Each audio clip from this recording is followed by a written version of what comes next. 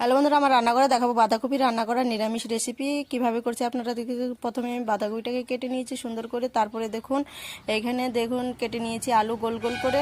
তেল দিয়ে দিলাম কড়াইতে, এখানে 5 ফোড়ন দিয়েছি আর শুকনো লঙ্কা দিয়েছি। আলুটাকে সুন্দর করে গোল গোল আলুটাকে ভেজে নিব। তারপর দিয়ে দিলাম ছোট মটরের ডাল হাফ বাটির মতো। তারপরে এখানে দেখুন বাঁধাকপি কুচিগুলো দিয়ে দিব। দিয়ে দেওয়ার পর আমি লবণ হলুদ দিয়ে সুন্দর করে নেড়ে চেড়ে নিচ্ছি।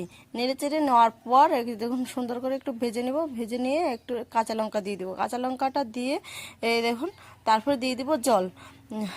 জলটা যখন ফুটে আসবে তখন আমি দিয়ে দিব এখানে ভাজা জিরা আর আদা বাটা দিয়ে সুন্দর করে আমি নেড়ে চেড়ে নিব। নেড়ে চেড়ে যেরকমভাবে দেখলাম আলুটাকে সিদ্ধ হলো কিনা, না দেখি সিদ্ধ হয়ে এসছে, তো মশলাটা দিয়ে সুন্দর করে নেড়ে চেড়ব। নামানোর আগে আমি দিয়ে দিব ঘি। ভিডিওটা ভালো লাগলে অবশ্যই সাবস্ক্রাইব, লাইক, কমেন্ট করে পাশে থাকবেন। আর আপনারাও এরকম রেসিপি বাড়িতে বানিয়ে খাবেন, দেখবেন অসাধারণ খেতে লাগবে।